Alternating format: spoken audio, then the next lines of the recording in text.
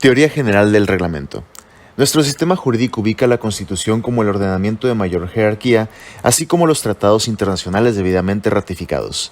Partiendo de este punto, encontramos enseguida a los códigos y leyes federales y locales. Posteriormente se ubica el reglamento, figura de vital trascendencia para el derecho administrativo, ya que de esta figura se derivan implicaciones muy importantes para la administración pública como para los ciudadanos obligados al cumplimiento de los reglamentos. Entraremos al estudio del reglamento, su concepto y características, sus efectos, funciones y finalidades, así como la relación que existe entre la ley y el reglamento. Las conductas que los ciudadanos se encuentran delimitadas por leyes, de las cuales emanan reglamentos. En esto se habla de leyes de materia administrativa. Se hace referencia a ellas en dos aspectos. El primero hace referencia a la ley en sentido amplio, así se estará frente a la Ley Orgánica de Administración Pública Federal, y en segundo lugar a los códigos, que son un cuerpo de leyes ordenados metódicamente. Esto es, una recopilación de leyes de un país. Para expresarlo de forma sencilla, es un conjunto de reglas y preceptos sobre una materia. Reglamento. Es el conjunto ordenado de reglas y conceptos que por autoridad competente se da para la ejecución de una ley, o para el régimen interior de una corporación o dependencia. Para esto podemos decir que existen dos tipos de reglamentos.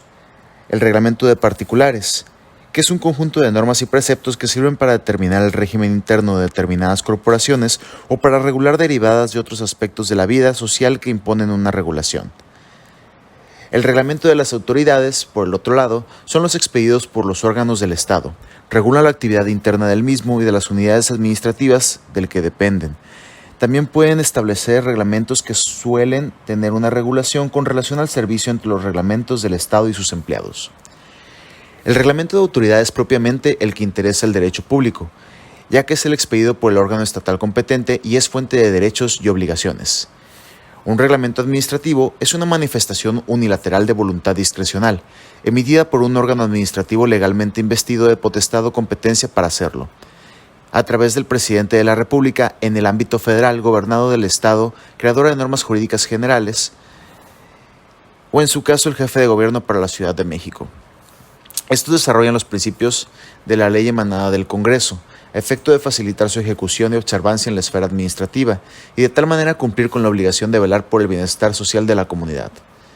Analizando el concepto del reglamento, podemos determinar que tiene las siguientes características, como que es un conjunto de normas administrativas subordinadas por la ley, son obligatorios, generales e impersonales, son creados de una situación jurídica general abstracta que en ningún caso regula la situación jurídica concreta y facilita la aplicación de la ley. El reglamento implica una función legislativa. Desde el punto de vista material, es reconocido por la doctrina y la jurisprudencia como una potestad legislativa. Su proceso de elaboración es el más expedito de la ley, por lo que se adecúa rápidamente a los problemas que se presentan en un momento determinado en la vida del Estado.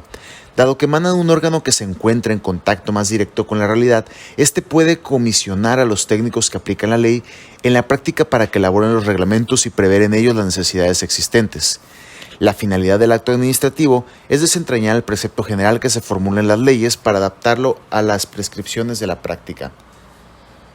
Como esta labor es técnica, requiere de los estudios cuidadosos y conocimientos especiales del poder legislativo y este no los posee, ya que se trata de una representación popular. Jerarquía de ordenamientos legales y la ubicación del reglamento con la pirámide de Kelsen. Tomando en cuenta que el término de jerarquía hace referencia a un orden en base al grado de importancia, nuestras leyes también están jerarquizadas. Conforme a lo que establece el artículo 133 de la Carta Magna o la Constitución Política de los Estados Mexicanos, las leyes del Congreso de la Unión que emanan de ella y todos los tratados que están de acuerdo con la misma, celebrados y que celebren por medio del Presidente de la República con aprobación del Senado, serán la ley suprema de toda la nación.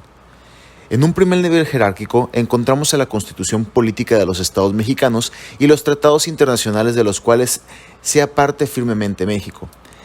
En un segundo peldaño encontramos los códigos y leyes federales, posteriormente los códigos y leyes locales. En un cuarto nivel encontramos los reglamentos y finalmente los decretos y circulares.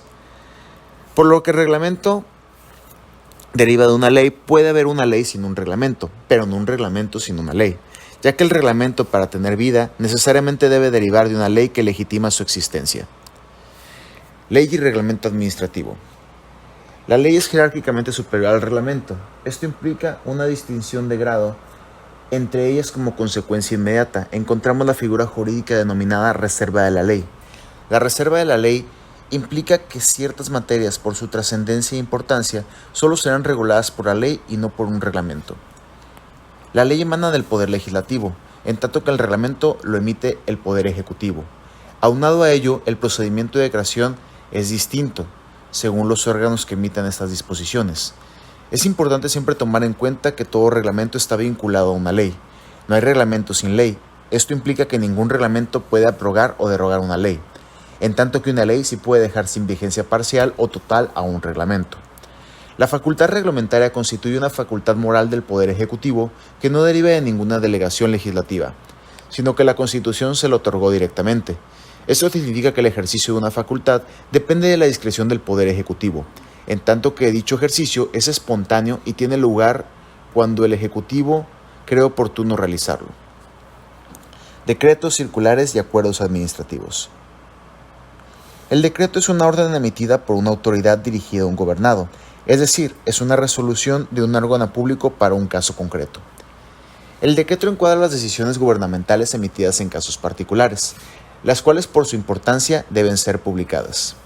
Existen tres clases de decretos administrativos: los legislativos, los judiciales, los cuales puedes analizar leyendo la Constitución en su artículo 70, el cual establece que toda resolución del Congreso tendrá el carácter de ley o decreto, o bien en los acuerdos judiciales, que son las resoluciones del trámite dentro de un proceso. Hablando de la circular, este es un documento de orden interno, el cual se transmite con orientaciones, aclaraciones, información o interpretación legal reglamentaria del funcionario jerárquicamente superior a los subordinados. Dichos documentos disponen la conducta a seguir respecto a ciertos actos o servicios. Esta figura también recibe la denominación de instrucciones de servicio y está considerada como típico acto administrativo interno. La circular tiene las siguientes características. Son actos administrativos unilaterales, tienen carácter interno, pueden trascender la vida de los gobernados sin causarles perjuicios en este caso. Deben ser publicadas, deben sujetarse a una ley y sus reglamentos y no deben crear normas legales y reglamentarias. El acuerdo administrativo es la orden dictada por el orden superior jerárquico conforme a una decisión tomada individual o colegialmente. Sus características son que su origen debe ser bajo la decisión de un servidor público. Es un acto ejecutivo emitido por un poder de un cuerpo colegiado con funcionarios. Representa la resolución de un superior jerárquico respecto a un asunto presentado por un subordinado y es el instrumento para la creación de organismos administrativos, su modificación, extinción, venta o transferencia.